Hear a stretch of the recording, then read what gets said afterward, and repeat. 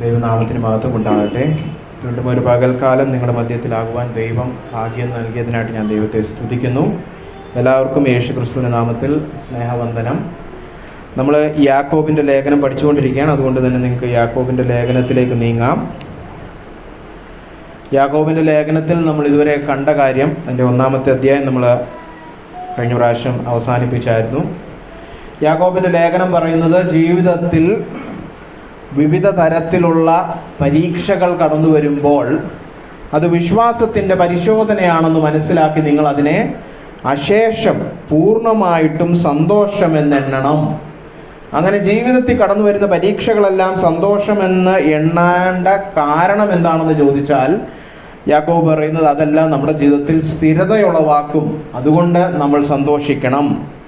സ്ഥിരത എന്താണെന്ന് നമ്മൾ മനസ്സിലാക്കുവാൻ ശ്രമിക്കുമ്പോൾ യാക്കോബ് പറഞ്ഞു തരുന്ന അർത്ഥം, സ്ഥിരത എന്താണെന്ന് പറഞ്ഞു കഴിഞ്ഞാൽ, ഇരുമനസ്സുള്ള വ്യക്തി അസ്ഥിരനാണ്. അതിൽ നിന്ന് നമുക്ക് മനസ്സിലാക്കാം സ്ഥിരത എന്ന് പറഞ്ഞു കഴിഞ്ഞാൽ ഒരു മനസ്സുള്ളവൻ, ഏക ഹൃദയമുള്ളവൻ.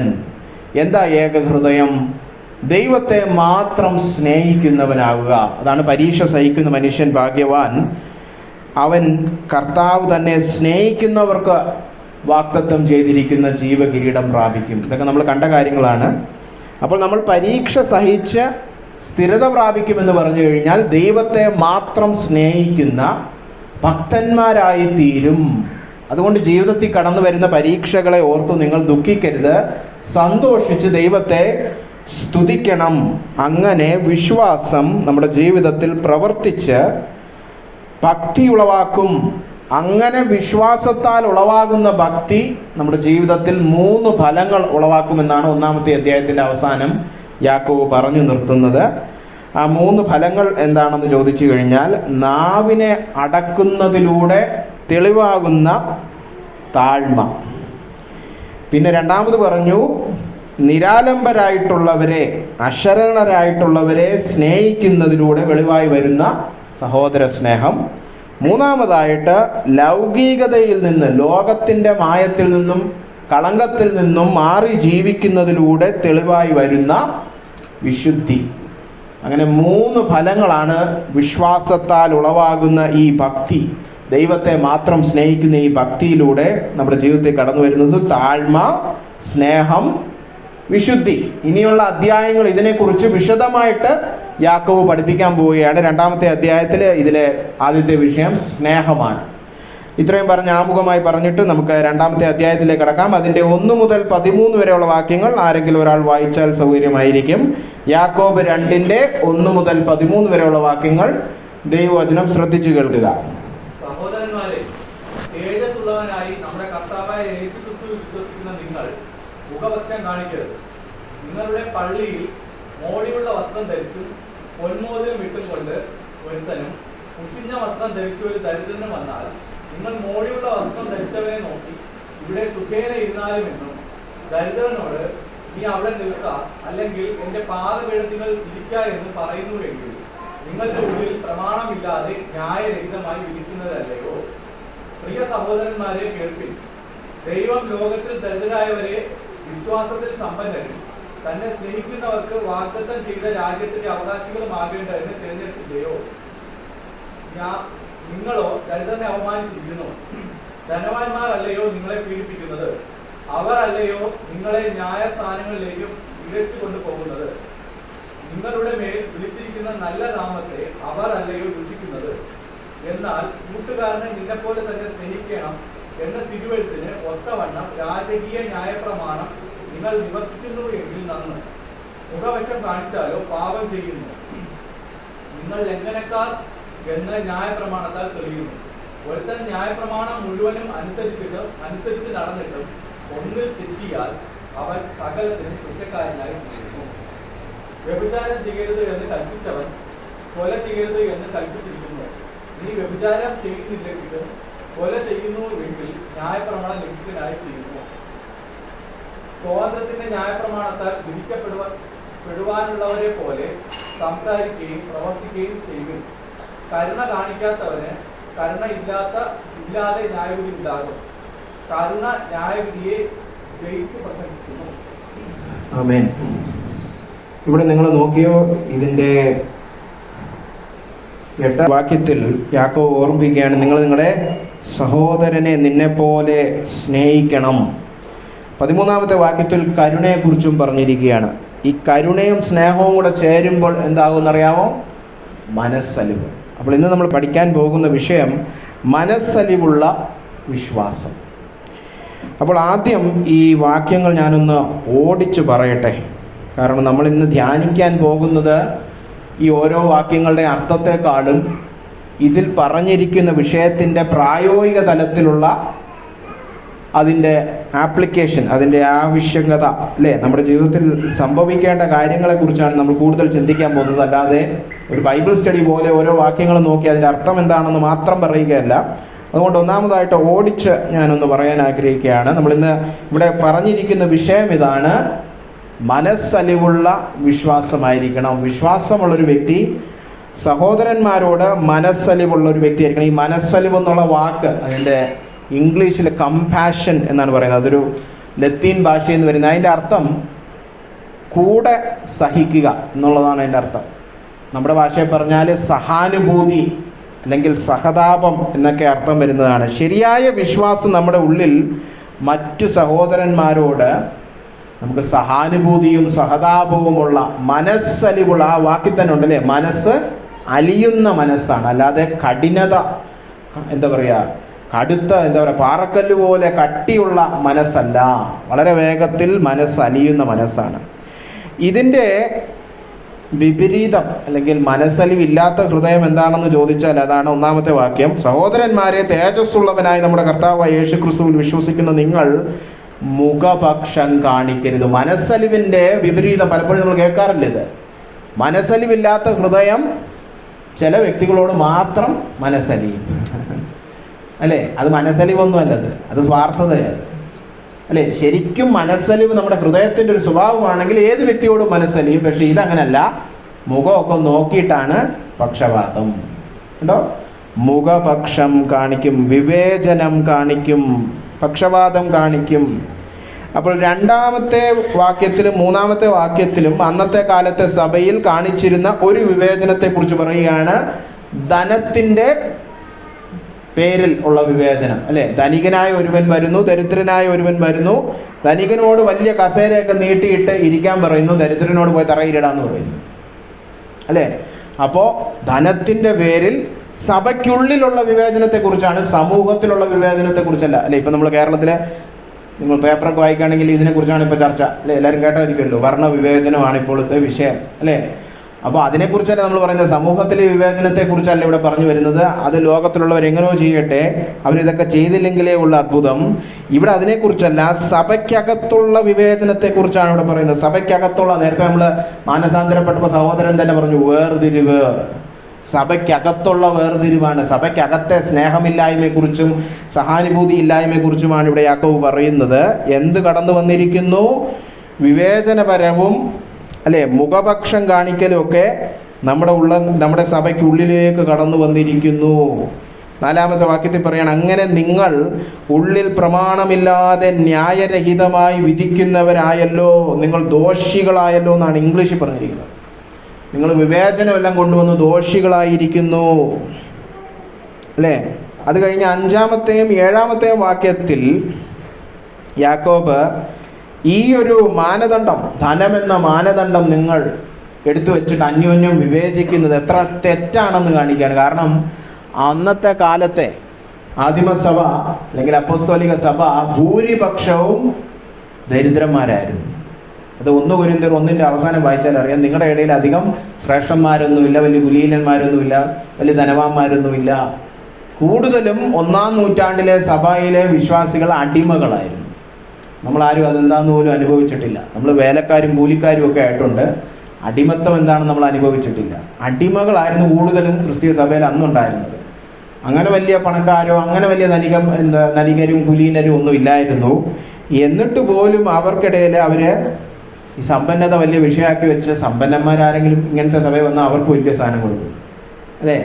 ഇപ്പൊ നമ്മുടെ ഇടയിലേക്ക് പെട്ടെന്ന് തിരുവനന്തപുരം കളക്ടർ നമ്മുടെ സഭയുടെ അംഗമായ എങ്ങനെ ഇരിക്കും? പുള്ളിക്കായിരിക്കും ഇവിടുത്തെ ഏറ്റവും വലിയ സ്ഥാനം നമ്മൾ കൊടുക്കുന്നു, അല്ലേ? അങ്ങനൊരു മനം നമുക്ക് വരും, അങ്ങനൊരു മാനസികാവസ്ഥ നമുക്ക് വരും. പക്ഷെ അതെന്ത് ബുദ്ധിഹീനമാണെന്നാണ് 5 മുതൽ 7 വരെയുള്ള വാക്യങ്ങൾ പറയുന്നത്. കാരണം നിങ്ങളെല്ലാം പാവപ്പെട്ടവരും നിങ്ങളെ പീഡിപ്പിക്കുന്നവരുമാണ് ഈ ധനികന്മാർ. സഭയ്ക്കെതിരെ പ്രവർത്തിക്കുന്നവരാണ് ഈ ധനികന്മാർ. അപ്പോൾ അവർക്ക് നിങ്ങളെങ്കിൽ 1-ാം സ്ഥാനം കൊടുക്കുന്നത് തെറ്റായ മാനദണ്ഡമായി പോയി. ദൈവം ലോകത്തിൽ ദരിദ്രരായവരെ വിശ്വാസത്തിൽ സമ്പന്നരെന്നെണ്ണുമ്പം ദൈവം ദരിദ്രന്മാരുടെ കൂടാണ്. അപ്പോൾ നിങ്ങൾ ദൈവത്തെ വിട്ടേച്ച് സമ്പന്നന്മാരുടെ പുറകെ. അപ്പോൾ ദൈവത്തിൻ്റെ മാനദണ്ഡവും നിങ്ങളുടെ മാനദണ്ഡവും രണ്ടായി.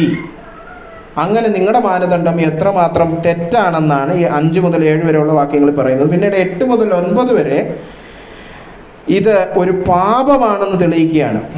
അല്ലെ, കൂട്ടുകാരനെ നിന്നെ പോലെ തന്നെ സ്നേഹിക്കണമെന്ന് തിരുവെഴുത്തിനൊത്തവണ്ണം രാജകീയ ന്യായപ്രമാണം നിങ്ങൾ നിവർത്തിക്കുന്നുവെങ്കിൽ നന്ന്, പക്ഷെ മുഖപക്ഷം കാണിച്ചാലോ പാപം ചെയ്യുന്നു. ഇത് വെറുതെ ചുമ്മാ ഒരു നല്ല കാര്യം എന്നുള്ള രീതിയിലല്ല പറയുന്നത്, ഇതൊരു പാപമാണ്. മുഖപക്ഷം വിട്ട് മനസ്സലിവുള്ള ഹൃദയമായിരിക്കണമെന്ന് പറയുന്നത് ഒരു ഉപേക്ഷ അല്ല, അല്ലേ, ഒരു ചുമ്മാ ഒരു ഉപദേശം നമ്മൾ പറയുകയല്ല, പാപമാണ് ഈ വിഷയം. സഭയ്ക്കകത്ത് മുഖപക്ഷം കാണിക്കുന്നതും വേർതിരിവ് കാണിക്കുന്നതും വിവേചനം വെച്ച് പുലർത്തുന്നതും എന്താണ്? പാപമാണ്. ഇതൊരു ദോഷമാണ്, ഇതൊരു പാപമാണ്. ഇതൊക്കെ നമ്മുടെ സഭയിൽ എവിടെയെങ്കിലും കേട്ടിട്ടുണ്ടോ? ഈ വിഷയമൊന്നും നമ്മൾ തൊടാറേയില്ല. ഇനി താഴോട്ട് പോകുമ്പോൾ ഞാൻ കൂടുതൽ പറയാം. നമ്മൾ ഈ വേദഭാഗം നിങ്ങളെ ഒന്ന് പരിചിതമാക്കിയിട്ട് വേണം നമുക്കൊന്ന് ധ്യാനിക്കാൻ. അത് കഴിഞ്ഞ് 10 മുതൽ 11 വരെയുള്ള വാക്യങ്ങളിൽ ഒരു കാര്യം, ഒരു വസ്തുത യാക്കോബ് നമ്മളെ പഠിപ്പിക്കുകയാണ്. ദൈവത്തിൻ്റെ കൽപ്പനകളിൽ നമ്മൾ 99 അനുസരിച്ച് വെച്ച് ഒരെണ്ണം അനുസരിക്കാതിരുന്നാൽ നമ്മൾ അനുസരണക്കേടുള്ളവരായി, അല്ലേ? അല്ലാതെ 99 ഇവൻ അനുസരിക്കുന്നുണ്ട്, ഇവൻ വലിയ കൂടിയവനാണ് എന്ന് കർത്താവ് ഒരിക്കലും പറയത്തില്ല. അതാണ് 10 മുതൽ 11 വരെയുള്ള വാക്യങ്ങളിൽ പറഞ്ഞിരിക്കുന്നത്. ഒരുത്തൻ ന്യായപ്രമാണം മുഴുവൻ അനുസരിച്ച് നടന്നിട്ടും ഒന്നിൽ തെറ്റിയാൽ അവൻ സകലത്തിനും കുറ്റക്കാരനായി തീർന്നു. അല്ലേ?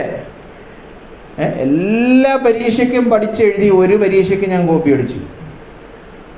അതങ്ങ് പോട്ടെ നോക്കൂ. SLCക്കാണെങ്കിൽ എന്തോ ചെയ്യും? D ബാർ ചെയ്യും, നിന്നെ പറഞ്ഞുകൊണ്ടു. അല്ലേ? ഒരു പരീക്ഷയുള്ളൂ, ബാക്കി 11 അവൻ പഠിച്ചെഴുതി എന്ന് പറയുമോ? ഇല്ല. എന്ന് പറഞ്ഞതുപോലെ ഇത് എന്തിനാ ഇവിടെ പറഞ്ഞിരിക്കുന്നത്? എന്നിട്ട് വ്യഭിചാരം ചെയ്യാത്തവൻ കൊല ചെയ്യുകയാണെങ്കിൽ ന്യായപ്രമാണം അവനെ എന്തായിട്ട് വിളിക്കുന്നു? ലംഘനം ചെയ്തവനായിട്ട് തന്നെ കരുതുന്നു. ഇതെന്തിനായി പറഞ്ഞിരിക്കുന്നതെന്ന് ചോദിച്ചു കഴിഞ്ഞാൽ, ഒരു കൽപ്പനയും നമ്മൾ തുച്ഛീകരിക്കാൻ പാടില്ല. ഞാൻ പ്രാർത്ഥിക്കുന്നുണ്ട്, സ്നാനപ്പെട്ടവനാണ്, ആത്മസ്നാനം പ്രാപിച്ചവനാണ്, ഞാൻ അന്യഭാഷ സംസാരിക്കുന്നവനാണ്, മുഖപക്ഷം അതത്ര വലിയ പാപമൊന്നുമല്ലല്ലോ. ഇങ്ങനെയാണ് നമ്മുടെ സഭക്കാർ സാധാരണ ചെയ്യുന്നത്.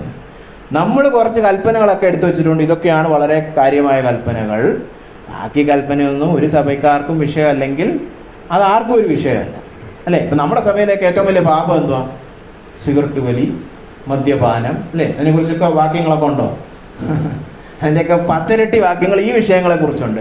ഇതൊന്നും ഒരിക്കലും, അല്ലേ, ദ്രവ്യാഗ്രഹത്തെക്കുറിച്ചും മുഖപക്ഷത്തെക്കുറിച്ചും ഒന്നും പാപമായിട്ട് പറഞ്ഞുകൊണ്ട് പ്രസംഗങ്ങളില്ല, അല്ലേ? മറ്റേതൊക്കെയാണ് വലിയ പാപങ്ങൾ. കാരണം എന്താ? അതൊക്കെ എല്ലാവരും അനുസരിക്കുന്നുണ്ട്. സഭയ്ക്കകത്തിരിക്കുന്ന 99% അനുസരിക്കുന്നതൊക്കെ നമ്മൾ പാപമാണെന്ന് പറഞ്ഞ് പ്രസംഗിച്ചുകൊണ്ടിരിക്കുന്നു. 99% പേരും അനുസരിക്കാത്ത പാപങ്ങളുണ്ടല്ലോ, പാപവിഷയങ്ങൾ, അത് തൊടത്തില്ല.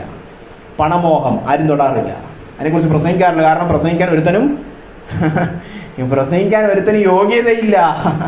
എല്ലാം പണത്തെ മോഹിച്ചുകൊണ്ട് കിടക്കുക എന്ന് പറഞ്ഞാൽ. മുഖപക്ഷത്തിനെതിരെ പ്രസംഗം കേട്ടിട്ടുണ്ടോ നിങ്ങൾ? സഭയ്ക്കകത്തെ വിവേചനത്തിനെതിരെ പ്രസംഗം കേട്ടിട്ടുണ്ടോ? നിങ്ങൾ പലരും പുതുവിശ്വാസികളാണ്, നിങ്ങൾ പറയും കേട്ടിട്ടില്ലെന്ന് പറയും. ഞാൻ 10-20 വർഷമായിട്ട് വിശ്വാസിയാണ്, ഞാൻ ഇതുവരെ കേട്ടിട്ടില്ല, അല്ലേ? യാക്കോബിന്റെ ലേഖനം ബൈബിൾ സ്റ്റഡി വരുമ്പോൾ ചിലർ ഇതൊക്കെ ഒന്ന് തൊടും, അപ്പോഴും കാര്യമായ വിഷയത്തിലൊന്നും ഇറങ്ങത്തില്ല. ശരിക്കുള്ള ഇന്ത്യൻ സഭയിലെ വിവേചനത്തെക്കുറിച്ചൊന്നും വേർതിരിവിനെ കുറിച്ചൊന്നും തൊടാതെ ഇങ്ങനെ പുറത്തു കൂടങ്ങ് പോകും. വളരെ വിരളമായി. ഞാൻ എൻ്റെ ജീവിതത്തിൽ ഒരു പ്രസംഗം കേട്ടിട്ടുണ്ട്, ഒരേ ഒരു പ്രസംഗം കേട്ടിട്ടുള്ളൂ ഈ വിഷയത്തിൽ. ഈ 20 വർഷം വിശ്വാസിയായിട്ട് ഒരു പ്രസംഗം കേട്ടിട്ടുണ്ട്. ഞാൻ ഒരുപാട് പ്രസംഗം കേൾക്കുന്ന ഒരു വ്യക്തിയും കൂടാണ്. ഇന്നേവരെ കേട്ടില്ല. പ്രത്യേകിച്ച് ഇന്ത്യയിലെ പ്രത്യേകിച്ചുള്ള ചില വിഷയങ്ങളൊന്നും തൊടാറ് പോലുമില്ല. അപ്പോൾ അതാണ് ഇവിടെ പറഞ്ഞിരിക്കുന്നത്. ബാക്കിയൊക്കെ ഉണ്ട്, പ്രാർത്ഥനയുണ്ട്, സ്നാനമുണ്ട്, ആത്മസ്നാനമുണ്ട്, അത്ഭുതമുണ്ട്, മറ്റേതുണ്ട്, മറിച്ചതൊക്കെ ഉണ്ടെന്നൊക്കെ പറഞ്ഞാലും ഏതെങ്കിലും ഒരു കൽപ്പന തുച്ഛീകരിച്ച് അനുസരിക്കാതിരുന്നാൽ ദൈവത്തിൻ്റെ കണ്ണിൽ കുറ്റക്കാരനാണ്, പാപിയാണ്, അല്ലേ? നിഷ്കളങ്കനൊന്നും കുറ്റമില്ലാത്തവനെന്നൊന്നും നമുക്ക് പറയുവാൻ കഴിയില്ല. അതുകൊണ്ട് യാക്കോബ് പറയുകയാണ്, നിങ്ങൾ ഇതിനെ പാപമാണ്, ഇത് ലംഘനമാണ് എന്നുള്ള വിഷയം തുച്ഛീകരിക്കരുത്. ബാക്കി അനുസരണത്തിൻ്റെ വിഷയത്തിലെല്ലാം നിങ്ങൾ വലിയ കാര്യമായിട്ട് നിന്നേച്ച് ഇത് കുറച്ച് കാണരുത്, ഇത് വലിയ വിഷയമാണെന്നാണ് അവസാനം പറഞ്ഞു നിർത്തുന്നത്. അത് കഴിഞ്ഞ് കരുണയുടെ വിഷയം പറഞ്ഞിരിക്കുകയാണ്. കരുണ കാണിക്കാത്തവന് കരുണ ഇല്ലാത്ത ന്യായവിധി ഉണ്ടാകും. കരുണ ന്യായവിധിയെ ജയിച്ച് പ്രശംസിക്കുന്നു. കരുണ കാണിക്കുന്നവർക്ക് കരുണ ലഭിക്കും. അല്ലേ? സഹോദരനെ കരുണ കാണിക്കാതെ അവനെ വേറെ ഏതെങ്കിലും ലോകത്തിലെ മാനദണ്ഡം വെച്ചിട്ട് വിവേചിച്ച് വേർതിരിച്ച് മുഖപക്ഷം കാണിക്കുന്നവന് അതുപോലത്തെ ന്യായവിധി ലഭിക്കും. കർത്താവ് ഒരു കരുണയും കാണിക്കാതെ ന്യായം വിധിക്കും. അപ്പോൾ വളരെ ഭയഭക്തിയോടെ നമ്മൾ ഈ വിഷയത്തോട് അടുത്ത് ചെല്ലണം. ഞാൻ വളരെ വേഗത്തിൽ ആ വേദഭാഗത്തൂടെ പോയി നമ്മൾ ഇതിന് വീണ്ടും ഇത് ധ്യാനിക്കാൻ പോവുകയാണ്. പക്ഷെ നമ്മൾ ധ്യാനിക്കുന്നത് നമ്മുടെ പ്രായോഗിക ജീവിതം മുന്നിൽ വെച്ചുകൊണ്ടാണ്. അപ്പോൾ ഞാൻ ചോദിക്കുന്ന 3 ചോദ്യം, നമ്മുടെ മുഖപക്ഷത്തിൻ്റെ പാപം എന്താണ്?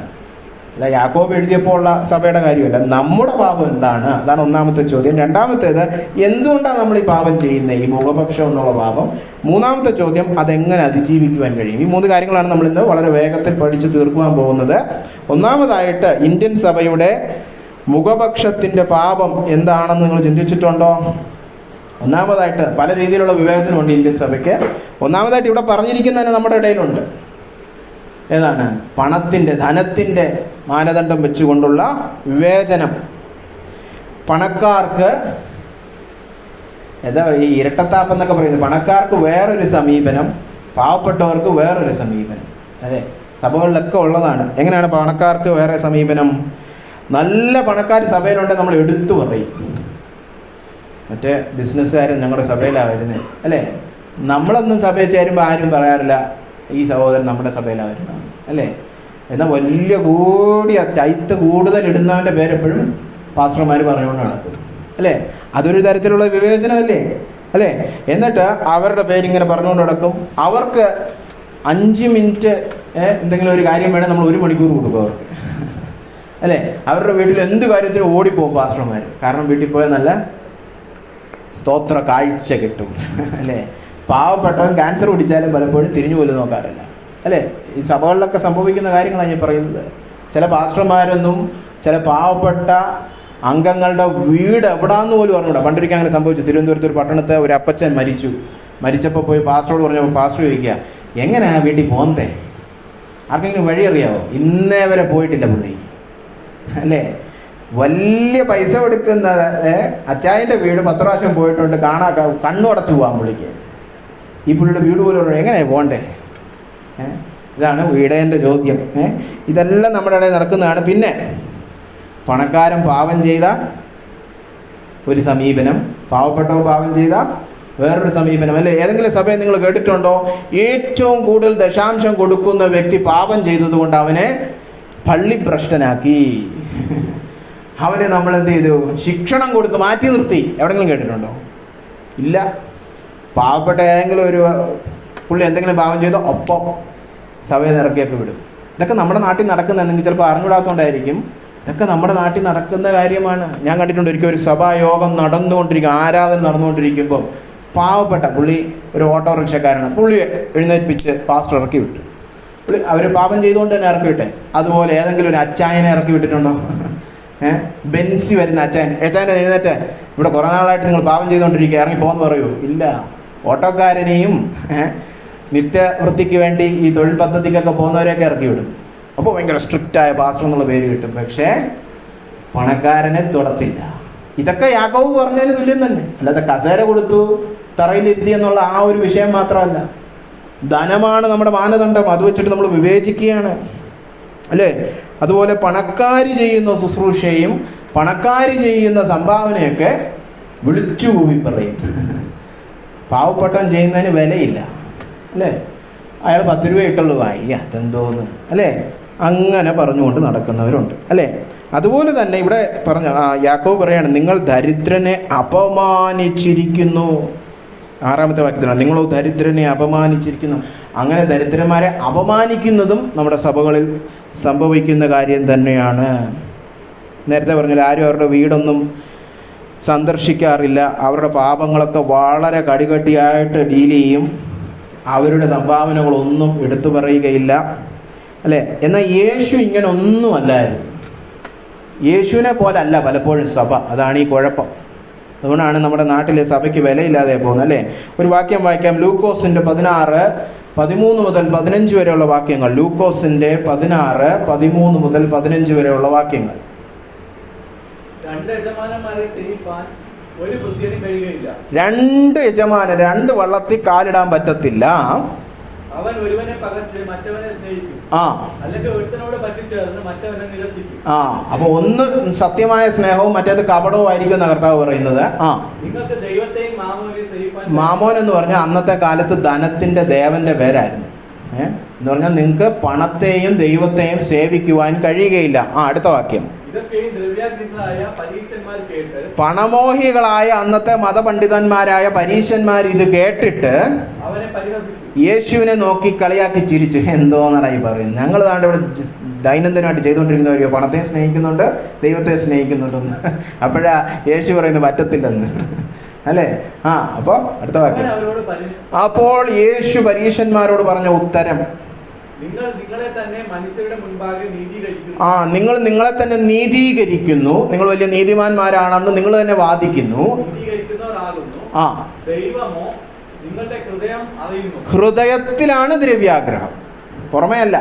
പുറമേ നമ്മൾ ചിലപ്പോൾ വളരെ പാവപ്പെട്ട ദരിദ്രനായിരിക്കും. ഹൃദയത്തിലാണ് ദ്രവ്യാഗ്രഹം. ആ ഹൃദയം ദൈവം കാണുന്നുണ്ട്. മനുഷ്യരുടെ ഇടയിൽ ഉന്നതമായത് ദൈവത്തിന് അറപ്പുളവാക്കുന്നത്. എന്തിനെ കുറിച്ചാണ് പറയുന്നത്? പണത്തെ കുറിച്ചാണ് പറയുന്നത്. സമ്പന്നത മനുഷ്യരുടെ ഇടയിൽ വളരെ ഉന്നതമായ വിഷയമാണ്. പണം എന്ന് പറയുമ്പോൾ എല്ലാവർക്കും വലിയ കാര്യമാണ്. പക്ഷെ അത് ദൈവത്തിന്റെ കണ്ണിൽ അറപ്പുളവാക്കുന്നതാണ്. ഇതാണ് കർത്താവിന് പണത്തോടുള്ള സമീപനം. അടുത്ത വാക്യം വായിക്കാം. മർക്കോസിന്റെ സുവിശേഷം 12-ാം അധ്യായം 41 മുതൽ 44. കർത്താവ് ആരെയാണ് ഉന്നതമായിട്ട് കണ്ടത്? മർക്കോസിന്റെ സുവിശേഷം 12:41 മുതൽ 44. പിന്നെ യേശു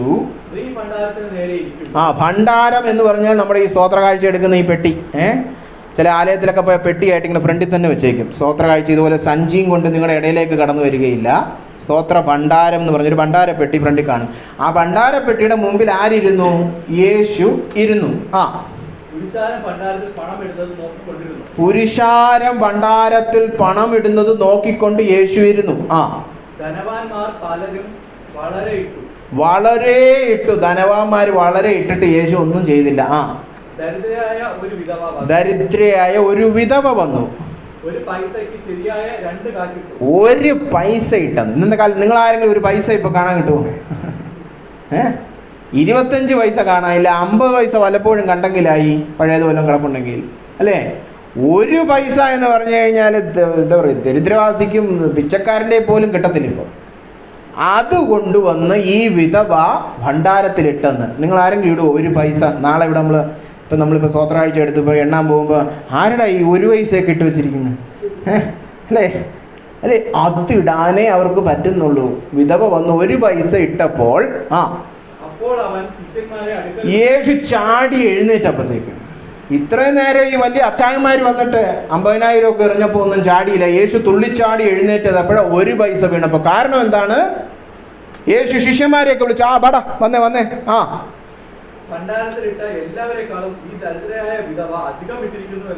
അതെന്തോന്ന് കണക്കാ? യേശു ഏത് സ്കൂളിൽ പോയി കണക്ക് പിടിച്ചേ?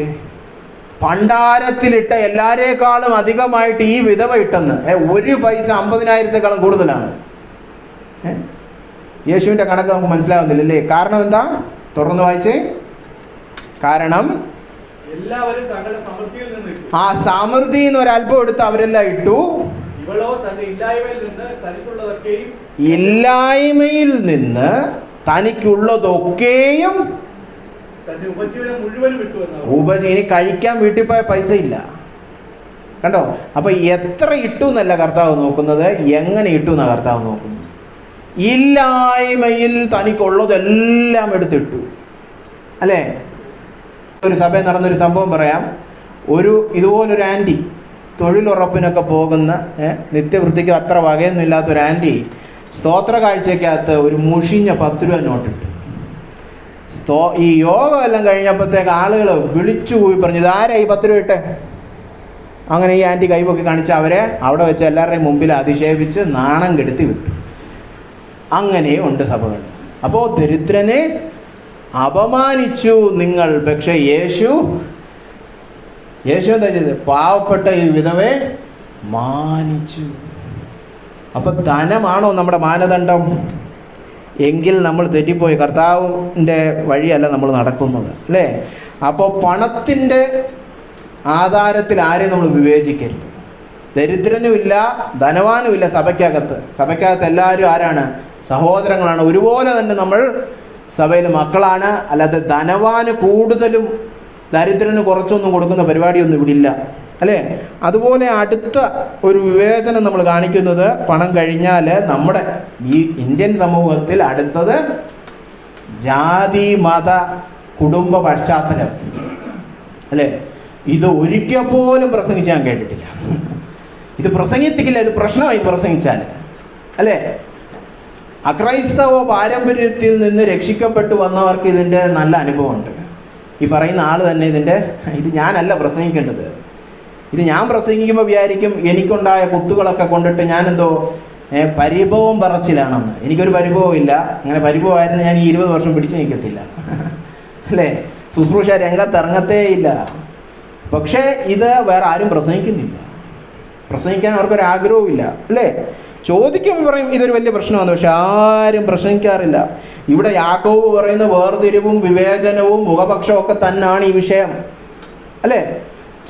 നമ്മുടെ കേരളത്തിലെ ചില സഭകളിൽ സുറിയാനി പാരമ്പര്യം ഇല്ലെങ്കിൽ അവർ കയറ്റത്തില്ല. കഴിഞ്ഞ ഞാൻ രക്ഷിക്കപ്പെട്ട കാലത്ത് ഞാനൊരു പ്രസംഗകൻ പറയുന്നത് കേട്ടതാണ്. അതായത് മധ്യ തിരുവിതാംകൂറിൽ ഒരു സ്ഥലത്ത് ഒരു ദേശത്തുള്ള ഒരു 10-20 കുടുംബം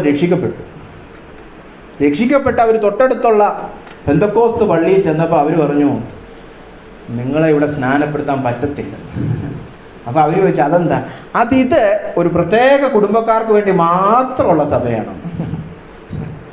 അപ്പോൾ ഈ പ്രസംഗം പറഞ്ഞു, എങ്കിലത് സഭയല്ല, അത് ആ കുടുംബത്തിൻ്റെ എന്തോ ക്ലബ്ബ്, അല്ലേ?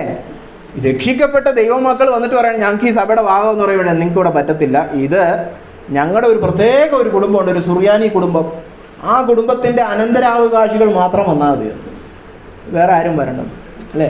നമ്മൾ അമേരിക്കയിൽ പോകുമ്പോൾ മലയാളി സഭകളിൽ ഞാൻ അധികം ശുശ്രൂഷിച്ചിട്ടില്ല. പക്ഷെ അവിടുത്തെ ഒരു കാര്യമുണ്ട്, ചില സഭകളിൽ ചെന്നാലേ അവിടെ പറഞ്ഞിരിക്കും പത്തനംതിട്ടക്കാർ മാത്രം വന്നാൽ മതി, കോട്ടയംകാർ മാത്രം വന്നാൽ മതി, വേറെ ആരും അവിടെ വരണ്ട.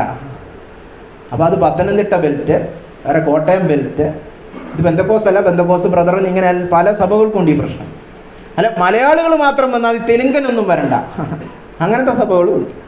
ഇതെല്ലാം വിവേചനമല്ലേ? ഇതെല്ലാം മുഖപക്ഷമല്ലേ, അല്ലേ? എന്തുമാത്രം വിഷയം ഇത് പറയാനാണെങ്കിൽ ഒരുപാടുണ്ട്.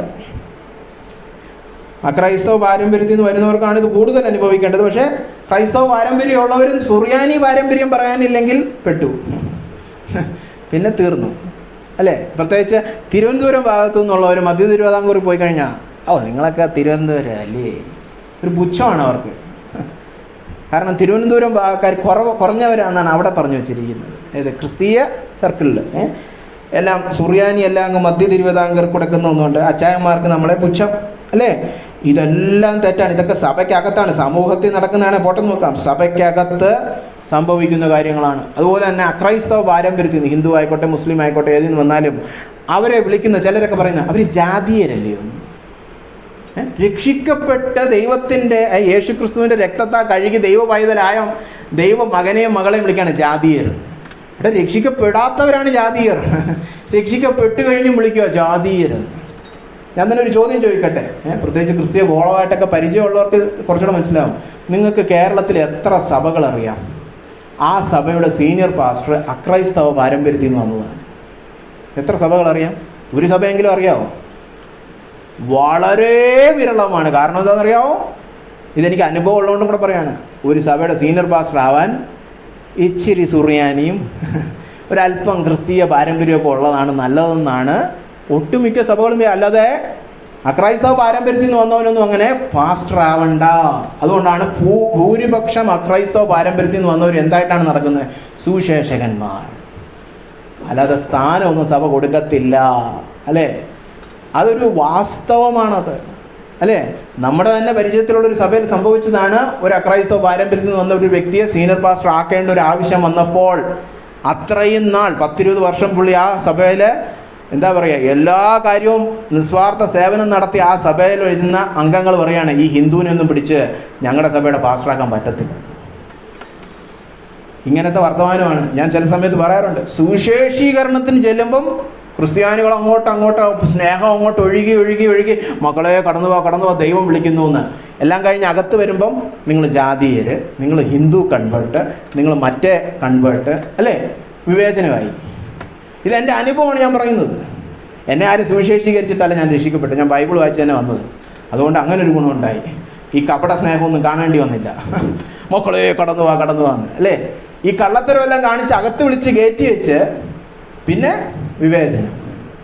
അതുകൊണ്ടാണ് പലരും കളഞ്ഞേച്ച് പോകുന്നത്. ഇങ്ങനെയൊക്കെയാണ് സഭയെങ്കിൽ പിന്നെ ആർക്ക് വേണം, അല്ലേ? ഇപ്പം നിങ്ങൾ വിചാരിക്കും ഇതൊക്കെ സൺഡേ പ്രസംഗിക്കാവോ? ഇത് കേട്ടാത്തൊന്ന് കളഞ്ഞേച്ച് പോകാൻ വേണ്ടി പ്രസംഗിക്കുകയാണെന്ന്, അല്ലേ? അല്ല, ഇത് നമ്മുടെ ഇടയിൽ ഇത് പാടില്ല. ഇത് നിങ്ങളെപ്പോലെ രക്ഷിക്കപ്പെട്ട് തുടക്കത്തിലേ ഇതൊക്കെ പഠിപ്പിക്കണം. അല്ലാതെ ഇപ്പോഴത്തെ ഈ മറ്റു ചില സഭകളിലൊക്കെ എന്ന് പറഞ്ഞാൽ 2000 വർഷമായിട്ട് ഈ പാപം ചെയ്തുകൊണ്ടിരിക്കുന്നവന്മാരോട് ഇത് പ്രസംഗിച്ചിട്ട് കാര്യമില്ല, അല്ലേ? ഇപ്പം ഈ നമ്മുടെ പശ്ചിമഘട്ടം, ഞാൻ ഒരു പിക്കാസുമായിട്ട് പോവാ അത് പൊളിക്കാൻ നടക്കുമോ? 10 JCB ആയിട്ട് പോയാലും അതൊന്നും പൊളിഞ്ഞു വീഴാൻ പോകുന്നില്ല. എന്ന് പറഞ്ഞ പോലെ 2000 വർഷമായിട്ട് ഇന്ത്യൻ സഭ ചെയ്യുന്ന പാപമാണ്. പുതിയതായിട്ട് വിശ്വാസത്തിൽ വരുന്നവർക്ക് ഇത് പറഞ്ഞു കൊടുക്കാൻ പറ്റത്തുള്ളൂ. പഴയ തലമുറ പോയി, പുതിയ തലമുറ ഈ പശ്ചാത്തലവും ഈ സംസ്കാരവും ഒക്കെ മാറ്റണം. നമ്മുടെ ഇടയിൽ ഈ മുഖപക്ഷം കാണിക്കുന്നത് പാടില്ല. ഈ വർണ്ണ വിവേചനവും ബാക്ക്ഗ്രൗണ്ട് വെച്ചിട്ടുള്ള വിവേചനം ഒന്നും പാടില്ല. ഇതൊക്കെ എപ്പോഴാണെന്നറിയോ ഏറ്റവും കൂടുതൽ പുറത്തു വരുന്നത്? ഈ വിഷയം ഏറ്റവും കൂടുതൽ പുറത്തു വരുന്നത് എപ്പോഴാണ്? വിവാഹ വിഷയം വരുമ്പോൾ. ഓയ്യോ, സഭയിലുള്ളവരുടെയൊക്കെ തനിനിറം പുറത്തു വരുന്നത് അപ്പോഴാണ്. തനിനിറം എന്തൊക്കെ കാട്ടി വെക്കുമെന്ന് പറയാമോ? എപ്പോഴും പറയും, ബ്രദറെ ഞങ്ങളുടെ ബാക്ക്ഗ്രൗണ്ടിലുള്ള കൊച്ചിനെ തന്നെ ഒപ്പിച്ചോണ്ട് വരണേ, അല്ലേ?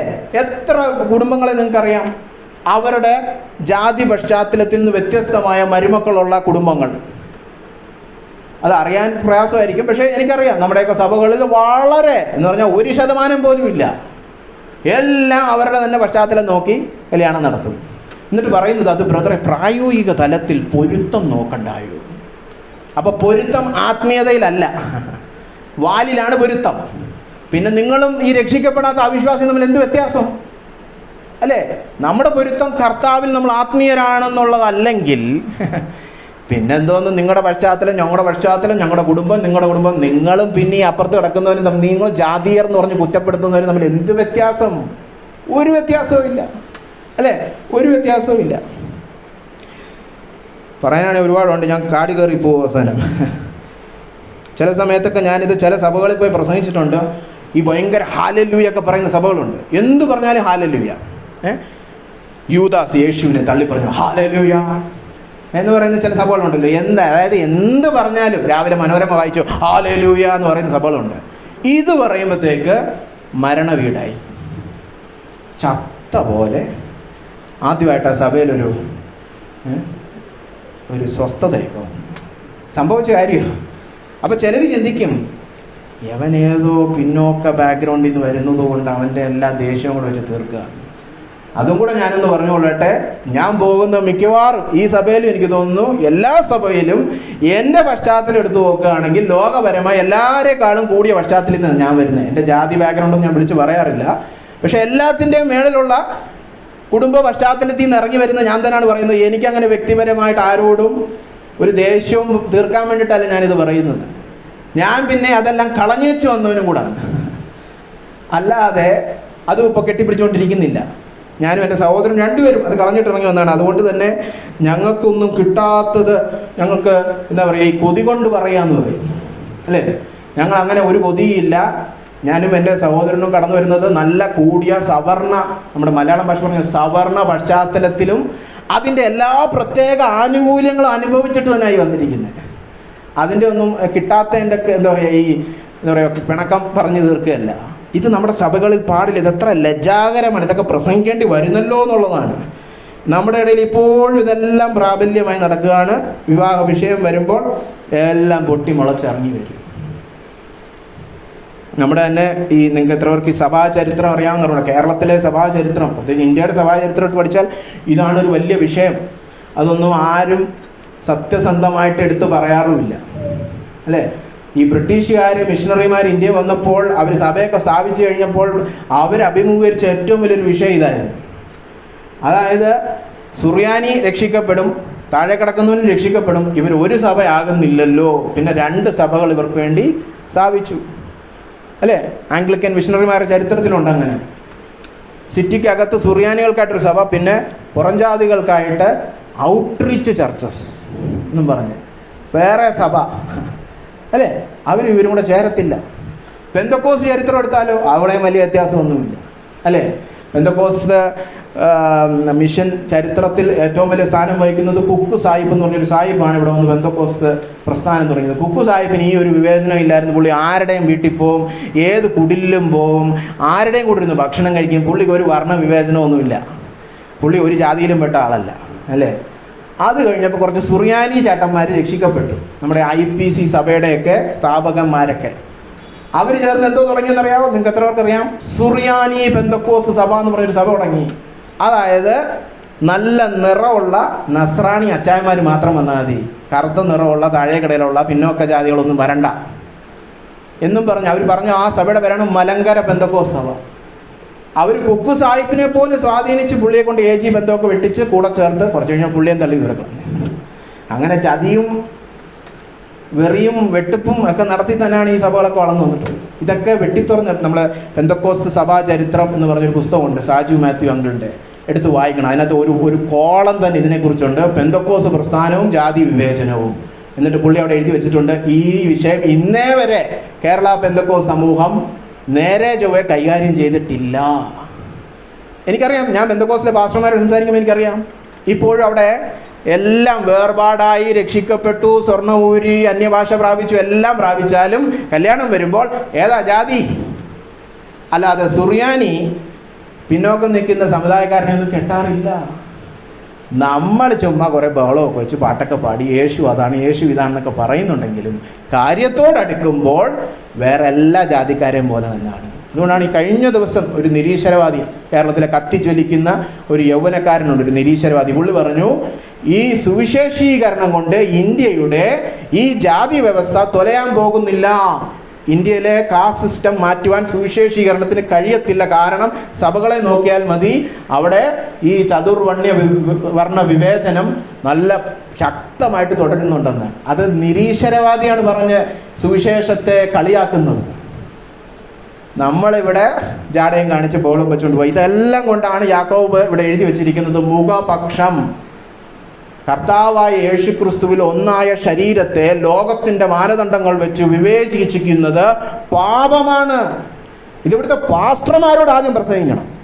ജാതിയുടെ ബേസിസ് കല്യാണം കൊണ്ടുവരികയാണെങ്കിൽ നടത്തത്തില്ല എന്ന് പറയുന്ന ധൈര്യമുള്ള ഒരു പാസ്റ്ററും ഇല്ല, ഒരാളും ഇല്ല. ഇതിനെ വ്യത്യസ്തമായിട്ട് പ്രവർത്തിക്കുന്ന ഒരു പാസ്റ്ററും ഇല്ല. എല്ലാവരും ഈ വിഷയം വരുമ്പോൾ പണ്ട് പറഞ്ഞ പോലെ ചങ്കരൻ തെങ്ങേ തന്നെ എന്ന് പറഞ്ഞ പോലെ തന്നെ. അതുപോലെ പറയാനാണ് ഒരുപാട് വിഷയമുണ്ട്. വിദ്യാഭ്യാസം അടുത്തത്. കേരളത്തിലെ ഒരു വലിയ വിഗ്രഹമാണ് വിദ്യാഭ്യാസം. നമ്മൾ വലിയ സാക്ഷരതയൊക്കെ പറഞ്ഞിട്ട്, അല്ലേ? വിദ്യാഭ്യാസമുള്ള സഭയിൽ പോയി പ്രസംഗിക്കാനാണ് എല്ലാവർക്കും ഇഷ്ടം, അല്ലേ? ഇംഗ്ലീഷ് ചർച്ചാണ് വരാം, അല്ലേ? I don't have to speak in Malayalam, അല്ലേ? അമേരിക്കയിൽ പോയി സായിപ്പന്മാരുടെ മാത്രം ശുശ്രൂഷിച്ച ഞാനാണ് നമ്മുടെ ഗ്രാമീണ സഭകളിൽ വരുന്നത്, അല്ലേ? എനിക്ക് ചെയ്യാമെങ്കിൽ പിന്നെ ഈ നാട്ടിക്കിടക്കുന്ന ഡ്യൂപ്ലിക്കേറ്റ് സായിപ്പന്മാർക്ക് എന്തുകൊണ്ട് ചെയ്തുകൂടാ? ഇവിടെ തൊട്ടപ്പുറത്തെ ഹൈസ്കൂളിൽ പോയി ഇംഗ്ലീഷ് പഠിച്ചവന് ഇവിടെ ഒക്കെ വന്ന് ശുശ്രൂഷിച്ച അത് പറ്റൂല. I can only minister in English churches. ഇങ്ങനത്തെ കപട സായിപ്പന്മാരുള്ള സഭകളാണ് നമ്മുടെ. ഇതൊരു വിവേചനമല്ലേ? ഭാഷാപരമായ വിവേചനം, അല്ലേ? ഗ്രാമീണ സഭകളിലൊന്നും പോകില്ല, അല്ലേ? എന്തൊക്കെ വിവേചനങ്ങൾ! ഇതെല്ലാം വിവേചനങ്ങളാണ്. ഇന്ത്യൻ സഭയിൽ മുഴുവൻ ഇതേ ഉള്ളൂ. നോർത്ത് ഇന്ത്യൻ, സൗത്ത് ഇന്ത്യൻ, അല്ലേ? എല്ലാം വിവേചനമാണ്. ഇതിനെതിരെ ഇന്നേ വരെ സുവിശേഷത്തിൽ അധിഷ്ഠിതമായ ഒരു ഉത്തരമോ മറുപടിയോ ഒരു എതിർദിശയോ സഭ കാണിച്ചിട്ടില്ല. നമ്മൾ മൈക്കിൽ കൂടെ കൂവി വിളിച്ച് യേശു ക്രിസ്തു കർത്താവ് എന്ന് പറഞ്ഞിട്ടൊന്നും കാര്യമില്ല. ഇവിടെ നമ്മൾ പറഞ്ഞുകൊണ്ടിരിക്കുന്ന മനസ്സിലാവുന്നുണ്ടല്ലോ, ജീവിതത്തിൽ വെളിപ്പെട്ടു വരുന്ന ഭക്തി. എന്തുകൊണ്ടാണ് നമ്മൾ ഈ പാപം ചെയ്യുന്നത്? രണ്ടാമതായിട്ട് അതിൻ്റെ 5ഉം 6ഉം ഒന്ന് വായിച്ചേ. പ്രിയ സഹോദരന്മാരെ കേൾപ്പിൻ, ദൈവം ലോകത്തിൽ ദരിദ്രരായവരെ വിശ്വാസത്തിൽ സമ്പന്നരെന്നും തന്നെ സ്നേഹിക്കുന്നവർക്ക് വാഗ്ദത്തം ചെയ്ത രാജ്യത്വത്തിന്റെ അവകാശികളാകേണ്ടതിന് തിരഞ്ഞെടുക്കുകയില്ലയോ? നിങ്ങളോ ദരിദ്രനെ അപമാനിച്ചിരിക്കുന്നു. ദൈവത്തിൻ്റെ മാനദണ്ഡവും നമ്മുടെ മാനദണ്ഡവും ഒന്നല്ല. നമ്മൾ ദൈവത്തെ പോലെ അല്ല. അതാണ് ഇതിലെ ഏറ്റവും ആത്മീയപരമായ മൂലകാരണം. നമ്മുടെ ദൈവം എങ്ങനെയുള്ള ദൈവമാണ്? കുറച്ച് വാക്യങ്ങൾ വായിക്കാം. അപ്പോസ്തല പ്രവൃത്തികൾ 10:34.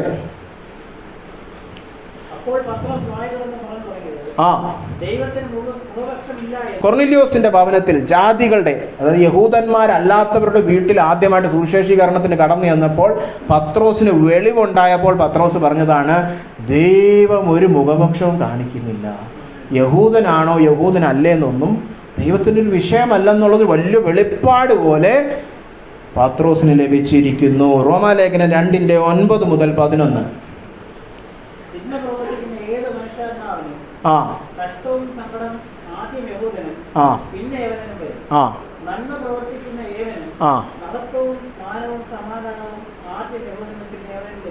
ആ യഹൂദനായാലും യവനനായാലും നീതി പ്രവർത്തിക്കുന്ന നന്മ ലഭിക്കും, തിന്മ പ്രവർത്തിക്കുന്നവന് ശിക്ഷ ലഭിക്കും. ഒരു മുഖപക്ഷവും ദൈവത്തിനില്ല. കേട്ടോ, വീണ്ടും പറഞ്ഞിരിക്കുന്ന ദൈവത്തിന് മുഖപക്ഷമില്ല. രക്ഷയുടെ കാര്യമായാലും ശിക്ഷയുടെ കാര്യമായാലും. ഗലാത്യലേഖനം 2:6. ഗലാത്യലേഖനം 2:6 പൗലോസ് നല്ല ശുശ്രൂഷയെക്കുറിച്ച് പറയുകയാണ്. പൗലോസ് ശുശ്രൂഷ തുടങ്ങിക്കഴിഞ്ഞ് യെരുശലേം സഭയിൽ കടന്നുപോയി അവിടുത്തെ വലിയ ചേട്ടന്മാരെ കാണാൻ പോയപ്പോൾ ഉള്ള ആ കണ്ടുമുട്ടലിനെ കുറിച്ച് പറയുകയാണ്. സഭയിൽ പ്രമാണികളായവരോ അവരെന്തോ ആയിരുന്നേലും എനിക്കതൊരു വിഷയമേ അല്ല. കാരണം ദൈവം മുഖപക്ഷം കാണിക്കാത്തവനാണ്. പത്രോസ് ആയാലും ശരി, ഏത് വലിയ മാർപ്പാപ്പയാണേലും ശരി, എനിക്കത് വിഷയമല്ല. കാരണം ദൈവം മുഖപക്ഷം നോക്കുന്നില്ല. ഒരു പ്രമാണി ആയതുകൊണ്ട് ഞാൻ കൂടുതൽ ഭയപ്പെടേണ്ട ആവശ്യമൊന്നുമില്ല. എഫീഷ്യലേഖനം 6:9. യജമാനന്മാരെ, ജോലി സ്ഥലത്ത് എന്താ പറയുക, ജോലി കൊടുക്കുന്നവർ, ഇന്നത്തെ കാലത്ത് ബോസ് എന്ന് പറയും അല്ലെ, എംപ്ലോയേഴ്സ്. അടിമകളുടെയും നിങ്ങളുടെയും യജമാനൻ സ്വർഗത്തിലിരിക്കുന്നു. അവന്റെ പക്കൽ ഒരു മുഖപക്ഷവും ഇല്ല. നീ ഒരു നാൾ നിന്റെ യജമാനന്റെ മുന്നിൽ നിൽക്കും, അവനൊരു മുഖപക്ഷവും ഇല്ല. കൊലോഷ്യർ 3:23-25. എല്ലാ ജോലിയും കർത്താവിനെന്നത്രേ നിങ്ങൾ ചെയ്യേണ്ടത്.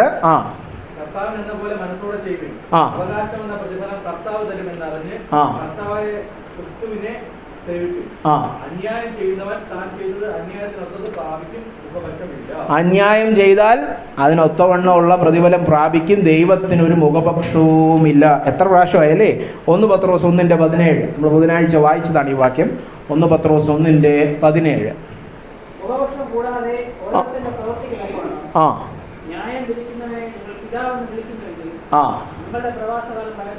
നിങ്ങളുടെ പ്രവാസകാലം ഭയത്തോടെ കഴിക്കണം. നിങ്ങൾ പിതാവെന്ന് വിളിക്കുന്ന ദൈവത്തിന് ഒരു മുഖപക്ഷവും കാണിക്കാതെ ന്യായം വിധിക്കുന്നവനാണ്. എത്ര വാക്യങ്ങളായിപ്പം! രക്ഷയുടെ കാര്യമായാലും ശിക്ഷയുടെ കാര്യമായാലും ദൈവം മുഖപക്ഷമില്ലാത്തവനാണ്. അല്ല, യഹൂദന് കൂടുതലും യവനന് കുറവുമല്ല. എല്ലാവരെയും ഒരുപോലെ തന്നെ താൻ രക്ഷയും ശിക്ഷിക്കുകയും ചെയ്യുവാൻ കഴിയുന്നവനാണ് നമ്മുടെ ദൈവം. അപ്പോൾ നമ്മുടെ ദൈവം ഇതുപോലെ നീതിമാനും മുഖപക്ഷവും ഇല്ലാതെ ഇരിക്കുമ്പോൾ ഈ ദൈവത്തിൻ്റെ ജനമെന്ന് പറയുന്ന നമ്മൾ എങ്ങനെ ഇരിക്കണം? ഈ ദൈവത്തെ ഈ ഭൂമിയിൽ പ്രതിനിധീകരിക്കുന്ന ജനം എങ്ങനെയുള്ളവരായിരിക്കണം? എല്ലാ മുഖപക്ഷവും കാണിച്ച് വിവേചനമുള്ളവരായിരിക്കണം അല്ലേ? അപ്പം അത് ദൈവദൂഷണമായി അല്ലേ? ദൈവനാമത്തിന് ദൂഷണമായിട്ടാണ് നമ്മൾ ജീവിക്കുന്നത് മുഖപക്ഷം ചെയ്തുകൊണ്ട് നടക്കുമ്പോൾ അല്ലേ? ദൈവവുമായിട്ട് ചേർന്ന് പോകുന്നില്ല. അപ്പോൾ പറഞ്ഞു വരുമ്പോൾ എന്തുകൊണ്ടാണ് നമ്മൾ ഈ പാപം ചെയ്യുന്നതെന്ന് ചോദിച്ചു കഴിഞ്ഞാൽ, നമ്മൾ ലോകത്തോടാണ് അനുരൂപരായിരിക്കുന്നത്, ക്രിസ്തുവിനോടല്ല. ലോകത്തിലെ ജനങ്ങളുടെ മാനദണ്ഡങ്ങളൊക്കെയാണ് നമ്മുടെ മാനദണ്ഡം. അല്ലാതെ നമ്മുടെ ദൈവമായിരിക്കുന്നത് പോലെ മുഖപക്ഷം ഇല്ലാത്തവനായിട്ട് നമ്മൾ ഇരിക്കുന്നില്ല. അപ്പം നമ്മുടെ കുഴപ്പം എന്താണ്? നമ്മൾ ക്രിസ്തുവിനോടോ ദൈവത്തോടല്ല അനുരൂപരായിരിക്കുന്നത്, ലോകത്തോടാണ് അനുരൂപരായിരിക്കുന്നത് അല്ലേ? അപ്പം അതിൽ നിന്ന് എന്ത് പറയാൻ പറ്റും? ഇന്ത്യൻ സഭ, നമ്മുടെ എല്ലാ സഭകൾ എത്ര വലിയ മീറ്റിംഗ് ഉണ്ടെന്ന് പറഞ്ഞാലും, എത്ര പേര് രക്ഷിക്കപ്പെടുന്നുണ്ടെന്ന് പറഞ്ഞാലും, എത്ര വലിയ അത്ഭുതം നടക്കുന്നുണ്ടെന്ന് പറഞ്ഞാലും, എത്ര വലിയ പ്രാർത്ഥനകൾ നടക്കുന്നുണ്ടെന്ന് പറഞ്ഞാലും, എത്ര അധികം പൈസ ഉണ്ടെന്ന് പറഞ്ഞാലും, എത്ര അധികം മീഡിയ മറ്റേത് എന്തെല്ലാം ഉണ്ടെന്ന് പറഞ്ഞാലും, മുഖപക്ഷം വെച്ച് പൊറുപ്പിക്കുന്നത് കാരണം എന്ത് പറയാം? ക്രിസ്തുവിനോട് അനുരൂപപ്പെട്ടിട്ടില്ല, പക്വത പ്രാപിച്ചിട്ടില്ല. ലൗകിക സഭയാണ് ഇന്ത്യയിലെ സഭ. 2000 വർഷമായിട്ട് ഇത് തന്നെയാണ് സ്ഥിതി. ഇത് മാറ്റുവാനായിട്ട് എപ്പോഴൊക്കെ ആളുകൾ ഇറങ്ങി തിരിച്ചിട്ടുണ്ടോ അടക്കി വെച്ചിട്ടേ ഉള്ളൂ, എതിർത്തിട്ടേ ഉള്ളൂ, തടഞ്ഞിട്ടേ ഉള്ളൂ. അങ്ങനൊന്നും നമ്മൾ ക്രിസ്ത്യാനികളാകണ്ട. ക്രിസ്തീയ ഇന്ത്യക്കാരായിട്ട് തന്നെ ജീവിച്ചാൽ മതി, അല്ലേ? അല്ലാതെ പരിപൂർണമായിട്ട് ക്രിസ്ത്യാനികളെന്ന് വിളിക്കപ്പെടണ്ട. ക്രിസ്തീയ എന്താ പറയുക, വേഷം ധരിക്കുന്ന ഇന്ത്യക്കാർ എന്ന് പറഞ്ഞാൽ ഇന്ത്യക്കാരെ പോലെ എല്ലാ വിവേചനവും വെച്ച് പൊറുപ്പിക്കുന്നവരായിട്ടിരിക്കും. അപ്പം അതുകൊണ്ട് ശിഷ്യത്വത്തിലെ കുറവാണിത് സൂചിപ്പിക്കുന്നത്.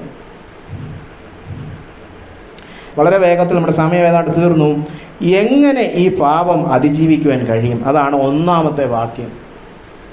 സഹോദരന്മാരെ, തേജസ്സുള്ളവനായി നമ്മുടെ കർത്താവായ യേശുക്രിസ്തുവിൽ വിശ്വസിക്കുന്ന നിങ്ങൾ മുഖപക്ഷം കാണിക്കരുത്.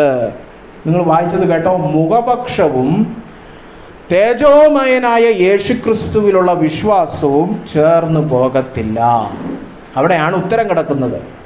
എന്താണ്? തേജോമയനായ, തേജസ്സുള്ള കർത്താവായ യേശുക്രിസ്തുവിൽ വിശ്വസിക്കുകയാണെങ്കിൽ മുഖപക്ഷം കാണിക്കുവാൻ കഴിയുകയില്ല. അപ്പം മുഖപക്ഷം കാണിക്കുകയാണ് അതിൻ്റെ അർത്ഥം തേജോമയനായ കർത്താവിൽ ഒരു വിശ്വാസം വെച്ച് പുലർത്തുന്നില്ല എന്നുള്ളതാണ്. അതെന്താണെന്നുള്ളത് കൂടുതൽ വിവരിച്ച് പറയുമ്പോൾ നിങ്ങൾക്ക് മനസ്സിലാകും. നമ്മുടെ കർത്താവിൽ വിശ്വസിക്കുക എന്ന് പറഞ്ഞു കഴിഞ്ഞാൽ കർത്താവിൻ്റെ തേജസ് കാണണം. കർത്താവിൻ്റെ തേജസ് കണ്ടു കഴിഞ്ഞാൽ ഈ ലോകത്തിൽ ഉന്നതമായിട്ട് പറഞ്ഞിരിക്കുന്ന ഒരു മാനദണ്ഡത്തിൻ്റെയും മഹത്വത്തിൻ്റെ പുറകെ നമ്മൾ പോകത്തില്ല. ലോകം ഉയർന്നതെന്ന് പറയുന്നതിൻ്റെ പുറകെ നമ്മൾ പോകുന്നതിൻ്റെ കാരണം ദൈവത്തിൻ്റെ തേജസ്, മഹത്വം കാണേണ്ട രീതിയിൽ കണ്ടിട്ടില്ല, അല്ലേ? ഇപ്പം നല്ല വെയിലാണല്ലോ. ഈ വെയിലത്ത് അങ്ങോട്ട് ഇറങ്ങിയിട്ട് നേരെ സൂര്യനെ നോക്കി എന്താ പറ്റും? കണ്ണ് ഇരുട്ടായി പോകും. കുറച്ചു നേരത്തേക്ക് ചുറ്റുമുള്ള ഒന്നും കാണാൻ പറ്റത്തില്ല എന്ന് പറഞ്ഞതുപോലെ തേജസ്സുള്ള കർത്താവിനെ നമ്മൾ കണ്ടു കഴിഞ്ഞാൽ ഈ ലോകത്തിലെ ചപ്പു ചവറൊന്നും പിന്നെ നമ്മൾ കാണത്തില്ല. അപ്പൊ ലോകത്തിലെ ചപ്പു ചവറൊക്കെ കാണുകയും അത് ഉയർത്തിപ്പിടിക്കുകയും അതിൻ്റെ പേര് വിവേചിക്കുകയും ചെയ്യുന്നത് എന്തുകൊണ്ടാണ്? എന്താ അത് തെളിയിക്കുന്നത്? കർത്താവിനെ കാണേണ്ടതുപോലെ കണ്ടിട്ടില്ല. പാട്ടൊക്കെ പാടുന്നുണ്ട്, ബഹളമൊക്കെ വെക്കുന്നുണ്ടെങ്കിലും കർത്താവിനെ കണ്ടിട്ടില്ല.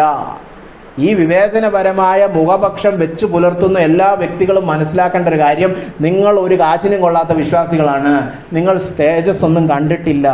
കണ്ടിട്ടുണ്ടെങ്കിൽ ഈ പറയുന്ന ലോകത്തിലെ മല ഒന്നും ഇതുപോലെ പൊക്കിപ്പിടിക്കത്തില്ല. പണവും ജാതിയും കുടുംബമഹിമയും കുലവും ഈ പറയുന്ന വിദ്യാഭ്യാസവും ഒന്നും കൊണ്ട് സഭയ്ക്കകത്ത് ഒന്നും വിവേചനം കാണിക്കത്തില്ല. ഇത് കാണിക്കുന്നതിൻ്റെ കാര്യം ഇതൊക്കെ നിങ്ങൾക്ക് ഇപ്പോഴും ഉന്നതമായ മാനദണ്ഡങ്ങളാണ്. അതെന്താ കാണിക്കുന്നേ?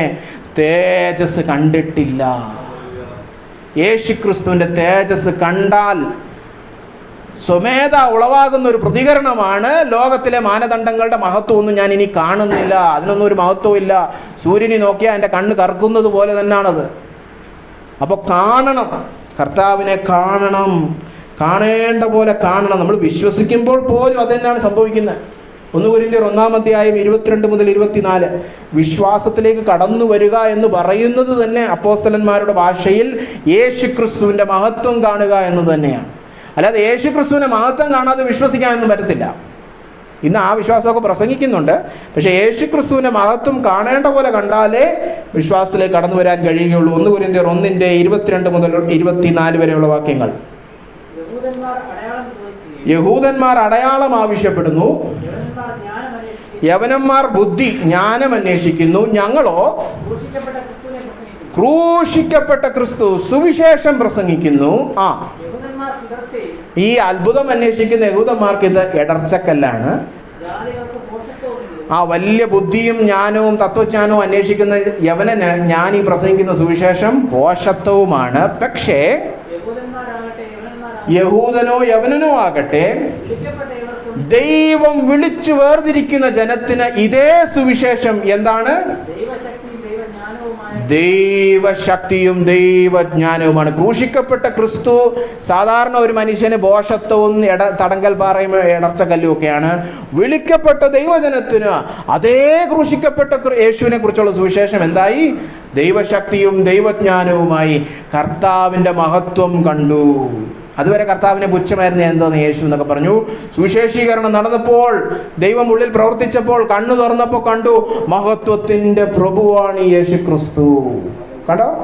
അതാണ് രക്ഷിക്കപ്പെടുക എന്ന് പറയുന്നത് തന്നെ. അങ്ങനെ തേജസ് കണ്ട് രക്ഷിക്കപ്പെട്ടെന്ന് പറയുന്ന ജനം സഭയ്ക്കകത്ത് കയറിയിട്ട് വന്ന് പറയാണ്, പണമാണ് എല്ലാം, പണമില്ലാത്തവൻ പിണം. അതെന്തോ അപ്പം? യേശു ക്രിസ്തുവാണ് ഏറ്റവും വലിയ തേജസ്സുള്ളവൻ അല്ലെ? നമ്മളിപ്പോ പാട്ട് പാടിയല്ലോ, എല്ലാത്തിനും യോഗ്യൻ. നമ്മൾ ഈ പാട്ടൊക്കെ പാടുന്നുള്ളൂ, ജീവിതത്തിലൊന്നുമില്ല. എല്ലാ മഹത്വത്തിനും എല്ലാ പുകഴ്ചയ്ക്കും യോഗ്യൻ യേശു എന്ന് പറഞ്ഞേച്ച് മണ്ട തൊട്ട് ശനിയാഴ്ച വരെ പണമാണ് ഏറ്റവും വലുത്, പണമില്ലാത്തവൻ പിണം. അപ്പൊ യേശു എവിടെ പോയി? യേശുവിനല്ലയോ എല്ലാം എല്ലാം എന്ന് പറഞ്ഞത്? അതാ പറഞ്ഞ, നിങ്ങൾ തേജോമയനായ കർത്താവായ യേശു ക്രിസ്തുവിൽ വിശ്വസിക്കുന്ന നിങ്ങൾ മുഖപക്ഷം കാണിക്കരുത്, മറ്റു മാനദണ്ഡങ്ങൾ ഇങ്ങനെ പൊക്കി പിടിക്കരുത്. പണമല്ല വലുത്, യേശുവാണ് വലുത്. ജാതിയും കുലമഹിമയൊന്നും വലുതല്ല, യേശുവാണ് വലുത്. വിദ്യാഭ്യാസമല്ല വലുത്, യേശുവാണ് വലുത്. ഇത് പറഞ്ഞ് പഠിപ്പിച്ച് നമ്മൾ പ്രാവർത്തികമാക്കണം.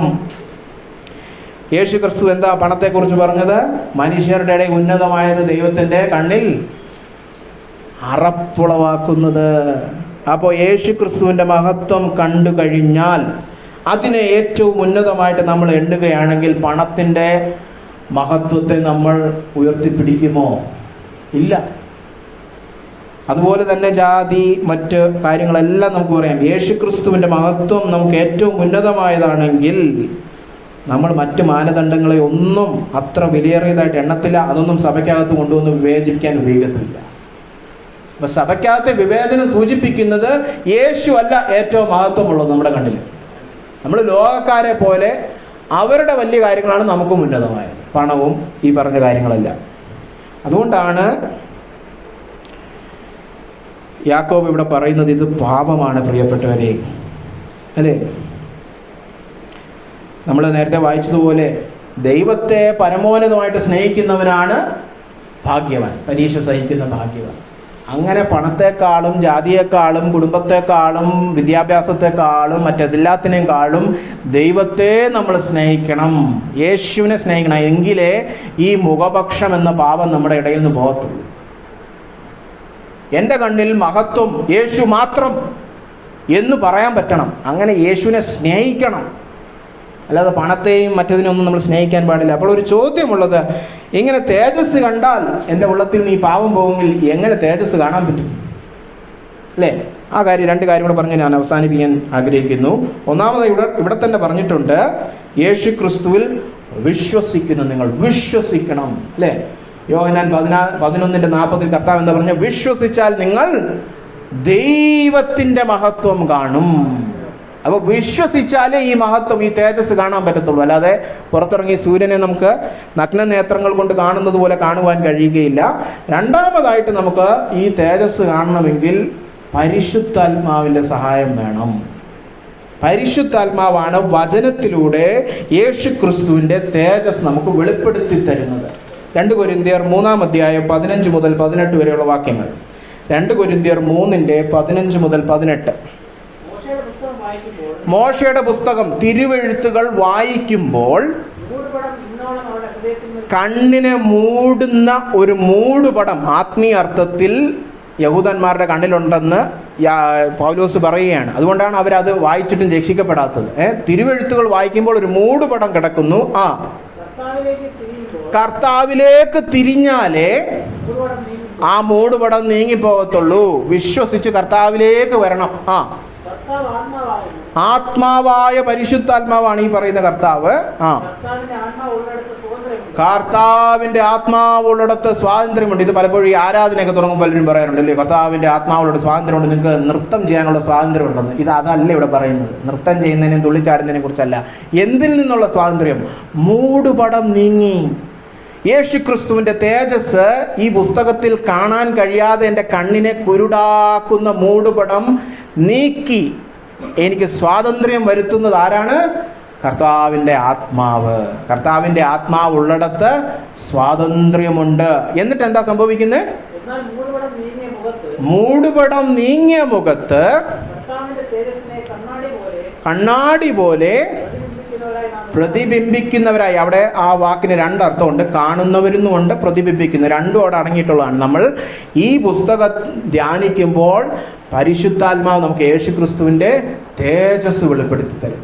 ഈ തേജസ് നമ്മൾ നോക്കുമ്പോൾ എന്ത് പറ്റും? നമ്മുടെ മുഖവും ഇതേ തേജസ് കൊണ്ട് നിറഞ്ഞ പ്രകാശപൂരിതമാക്കും. എന്നിട്ട് ആ വാക്യം അവസാനിക്കുന്ന എങ്ങനെ?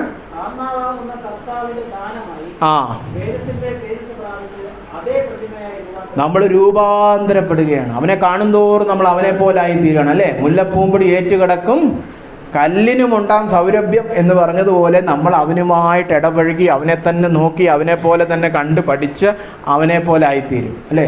നല്ല ഭാര്യ ഭർത്താക്കന്മാരെ നിങ്ങൾ കണ്ടിട്ടുണ്ടോ? ഒരു 40 വർഷമൊക്കെ കഴിയുമ്പോൾ എങ്ങനെ ഇരിക്കുന്ന അറിയാം? ഭാര്യയും ഭർത്താവിനെ കണ്ട ഒരു മനുഷ്യനെ കാണുന്നില്ല. ഭാര്യ സംസാരിക്കുന്നതും ഭർത്താവ് സംസാരിക്കുന്നതും അവരുടെ ചിന്തകളും അവരുടെ മൂല്യങ്ങളും അവരുടെ നടപ്പ് പോലും ഒരേപോലെ ആവും. കാരണം ഇടപഴകി ഇടപഴകി ഇടപഴകി ഇടപഴകി ഒരുപോലായി, അല്ലേ? ഒരു മനുഷ്യൻ 2 ശരീരം എന്നുള്ള രീതിയിലാവും, അല്ലേ? അതുപോലെ നമ്മളും കർത്താവും ഇടപഴകി ഇടപഴകി അവനെ പോലായി മാറും, അല്ലേ? അപ്പോൾ അവൻ്റെ തേജസ് കാണണേ എന്തോ വേണം? കർത്താവിനെ കാണുവാൻ, ഈ പുസ്തകത്തിലൂടെ കാണുവാൻ പരിശുദ്ധാത്മാവിൻ്റെ സഹായം വേണം. എന്നാൽ ഇവിടെ ഒരു പ്രശ്നമുണ്ട്. അടുത്ത അധ്യായം 2 കൊരിന്ത്യർ 4:4 ഇത് കാണാതിരിക്കാൻ ഒരാൾ പ്രവർത്തിക്കുന്നുണ്ട്. 2 കൊരിന്ത്യർ 4:4 ക്രിസ്തുവിന്റെ തേജസ്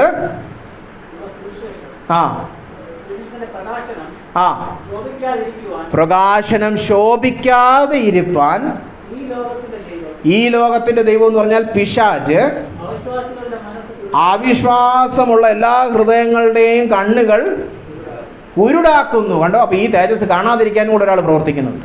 ഈ 2000 വർഷമായിട്ടും ഭാരതസഭ ഈ തേജസ്സും കാണാതെ ഈ ലോകത്തിന്റെ മ്ലേച്ഛതയെല്ലാം കെട്ടിപ്പിടിച്ചുകൊണ്ടിരിക്കുന്നതിന് ഒരു കാരണമുണ്ട്. എന്താ അറിയോ?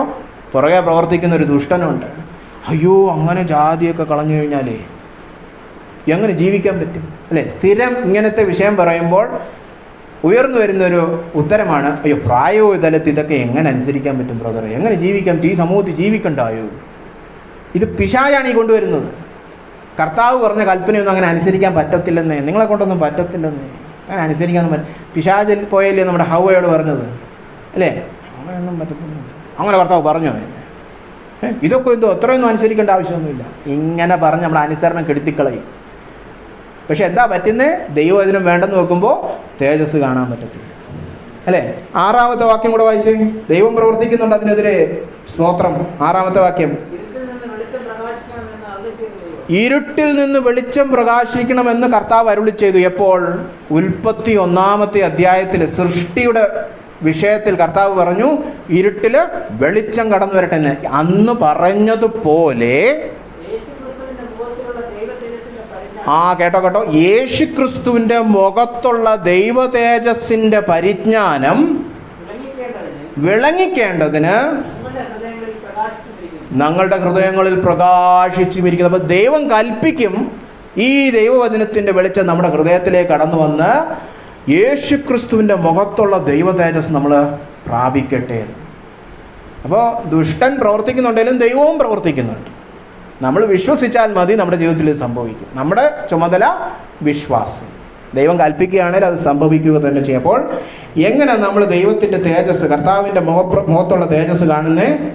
വിശ്വാസത്താൽ, വചനത്തിലൂടെ, ആത്മാവിൽ. ഈ കഴിഞ്ഞ ബൈബിൾ സ്റ്റഡി പഠിച്ചപ്പോഴും ഇതേ പറഞ്ഞതാ, അല്ലേ? വിശ്വാസത്താൽ, വചനത്തിലൂടെ, ആത്മാവിൽ. അങ്ങനെയാണ് രൂപാന്തരം സംഭവിക്കുന്നത്. രൂപാന്തരമല്ലേ നമ്മൾ ശുദ്ധീകരണം എന്ന് കണ്ടത്. അപ്പോൾ കർത്താവിൻ്റെ മഹത്വം കാണണം. അങ്ങനെ കണ്ട് നമ്മൾ അവനെ പോലായിത്തീരും. അപ്പോൾ നമ്മൾ കർത്താവിൻ്റെ തേജസ് കണ്ട് നമ്മുടെ ഉള്ളത്തിൽ നിന്ന് മുഖപക്ഷം പോയി നമ്മൾ എന്തായിത്തീരും? നമ്മൾ കർത്താവിനെ പോലെ മുഖപക്ഷമില്ലാത്ത മനസ്സലിവുള്ള അവനെ പോലായി മാറും.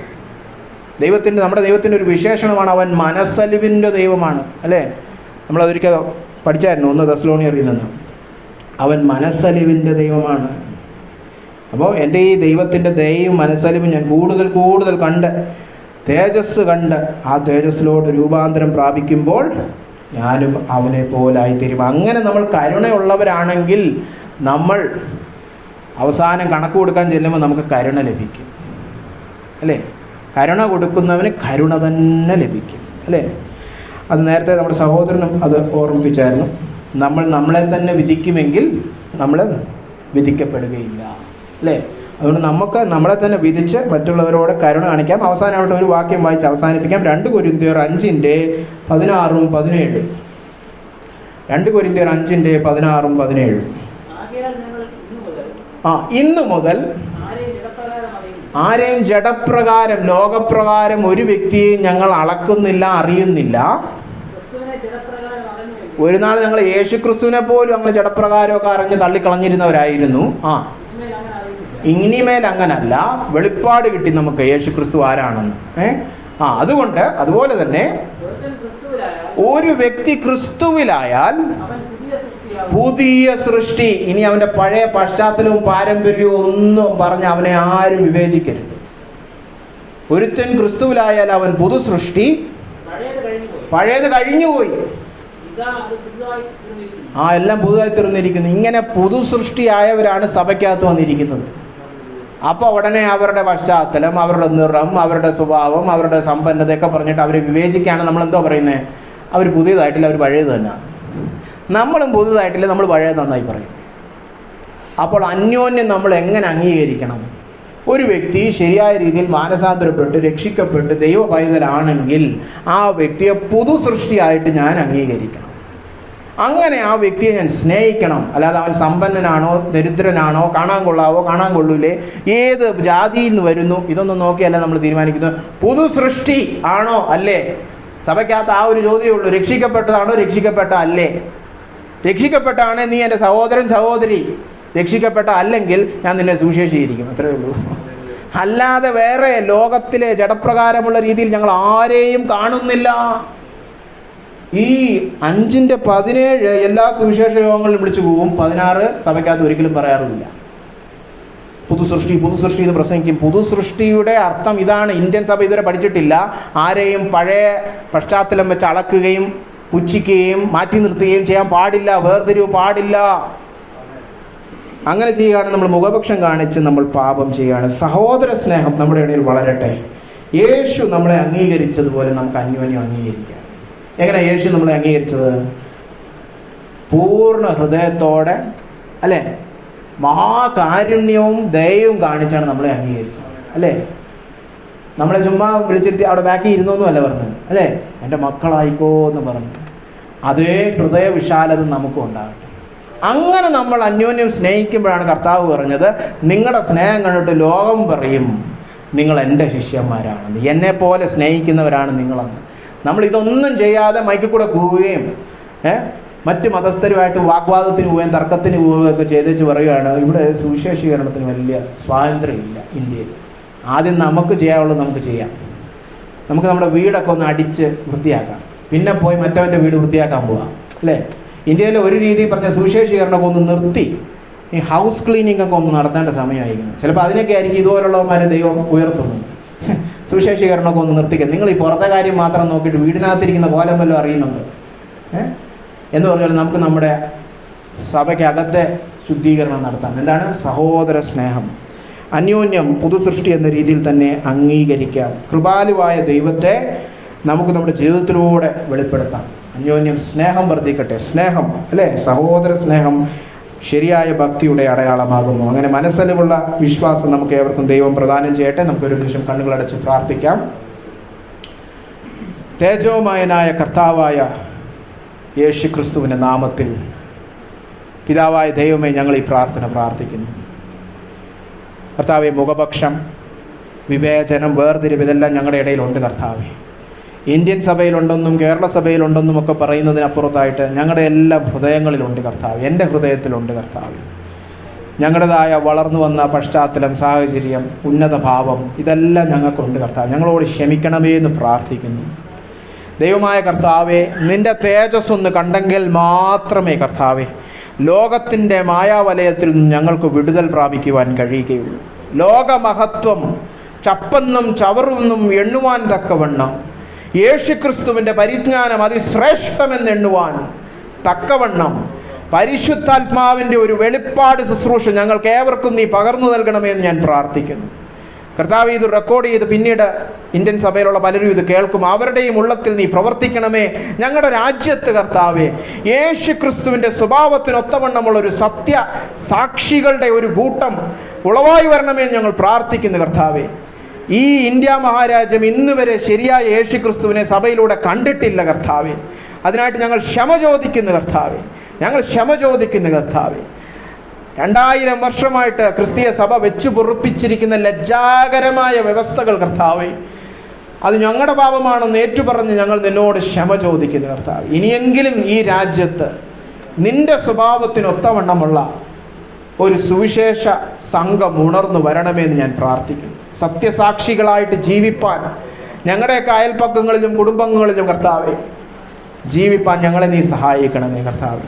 ഞങ്ങളിന്ന് വ്യത്യസ്തരായവരെ, പ്രത്യേകിച്ച് സഭയ്ക്കുള്ളിൽ ഞങ്ങളുടെ പശ്ചാത്തലത്തിൽ നിന്നും ഞങ്ങളുടെ വിദ്യാഭ്യാസത്തിൽ നിന്നും ഞങ്ങളുടെ കർത്താവെ സൗന്ദര്യബോധത്തിൽ നിന്നൊക്കെ വ്യത്യസ്തമുള്ള ആളുകളെ കാണുമ്പോൾ കർത്താവെ, വിവേചനപരമായ മാനസികാവസ്ഥ ഞങ്ങളുടെ ഉള്ളിൽ കടന്നു വരരുതേ. ദൈവമായ കർത്താവെ, ഉയർന്നവനെന്നും കുറഞ്ഞവനെന്നുമുള്ള ഒരു ചിന്തയും ഞങ്ങളുടെ ഇടയിൽ വളർന്നു വരരുതേ എന്ന് പ്രാർത്ഥിക്കുന്നു. ഉന്നത ഭാവമാകട്ടെ, അപകർഷതാബോധമാകട്ടെ, ഇതൊന്നും ഞങ്ങളുടെ ഇടയിൽ വളരരുതേ എന്ന് പ്രാർത്ഥിക്കുന്നു കർത്താവേ. നിന്റെ സ്നേഹത്താൽ ഞങ്ങളെ നീ ഒന്നാക്കണമേ.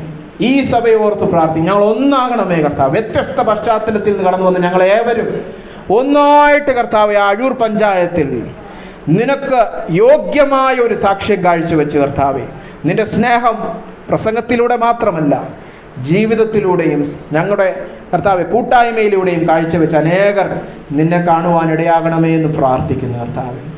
സഹോദര സ്നേഹം ഉളവാക്കുന്ന, ശരിയായ ഭക്തി ഉളവാക്കുന്ന സത്യവിശ്വാസം ഞങ്ങൾക്ക് പകർന്നു നൽകണമേ എന്ന് പ്രാർത്ഥിക്കും. ഞങ്ങളുടെ ദൈനംദിന ജീവിതത്തിൽ പ്രാർത്ഥിക്കുമ്പോഴും ദൈവവചനം ധ്യാനിക്കുമ്പോഴും എല്ലാം പരിശുദ്ധാത്മാവേ, യേശു ക്രിസ്തുവിൻ്റെ മുഖത്തുള്ള ദൈവ തേജസ് ഞങ്ങൾക്ക് വെളിപ്പെടുത്തി തന്ന് ആ തേജസ്സിനോട് അനുരൂപപ്പെടുവാൻ ഇടയാകണമേ എന്ന് ഞങ്ങൾ പ്രാർത്ഥിക്കുന്നു.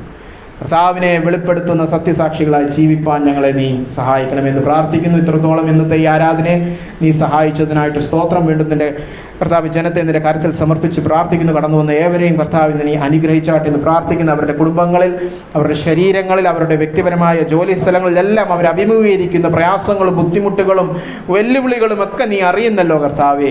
അവിടെ എല്ലാം നീക്കുപോക്ക് കർത്താവെ നീ ഒരുക്കി കൊടുക്കണമേ. മുന്നോട്ട് പോകുവാൻ കർത്താവെ, ഒരു വിശ്വാസി എന്ന രീതിയിലും കർത്താവെ അവർ വഹിക്കുന്ന എല്ലാ ഉത്തരവാദിത്തങ്ങളും കർത്താവെ ചുമതലാബോധത്തോടെ ചെയ്ത് കർത്താവെ വിശ്വസ്തയോടെ മുന്നോട്ട് പോകുവാൻ എല്ലാവരെയും നീ സഹായിക്കണമേ എന്ന് പ്രാർത്ഥിക്കുന്നു കർത്താവെ.